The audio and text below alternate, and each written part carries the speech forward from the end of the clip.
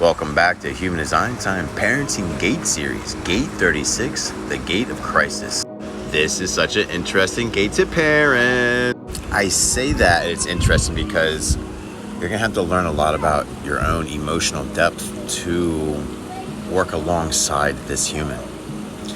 They experience the full spectrum of human emotions. So they feel the fullness of happiness and they feel the fullness of sadness. And sometimes there's really no in between. But in those intensities, you have to realize that this child's system was created for this. They are meant to experience this intensity and not be judged or locked away in the process. Disclaimer, I'm not saying you lock your kid away. Their potential to transform, not just themselves, but others through emotional depth and emotional experiences will have a lot to do with you in the long run. Not a lot of humans have these gates defined.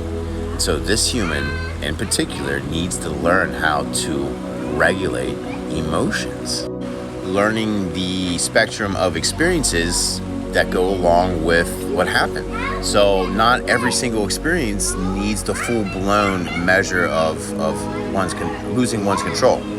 And through the process of learning that when this wave comes for them and this wave finally crashes and this experience happens, learning how to regulate it, to feel it, to allow it, but not let it control them.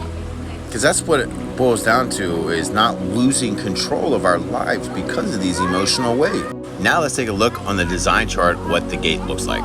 Here is the channel connecting all the way up to the throat. What's happening here is that they will have a much easier time with the waves of emotion. They'll have an easier time listening to what is being told to them through the emotional wave, the wisdom. Because that's what's happening, is when they work through that wave, there's wisdom in it. That's why that so few are designed with this gate.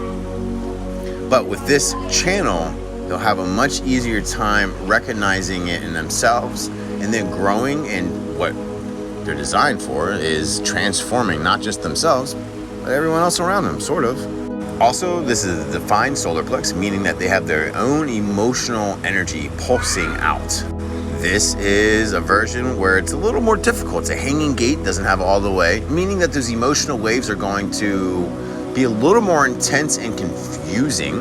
And this also is an undefined solar plex, meaning that they don't have really their own emotional pulse, but what they do is they take in the emotional energy that surrounds them and they exude it or exaggerate it out, exude it out at a higher vibration than what it was taken in at. However, it is not a huge deal, mainly because if you go around other designs, you don't have to talk to people. So like coffee shops, take the kids to a fun park where there's a lot of other kids. They're going to feel so much better. They're going to feel the connection to the rest of that design because of it. Now, let's take a look at the lines and how they go through the gate so you have a more precise understanding of it. Here are the lines and more of a precise understanding of how your child and their energies that are going through it. There's a light and dark side to each one. So there's 12 different ways that can be expressed through this gate. If you want to know more about your human design, your children's design, or just get a deeper connection with your family through human design, let's get in contact with each other. Like and follow for more, and thank you so much for joining today. Namaste.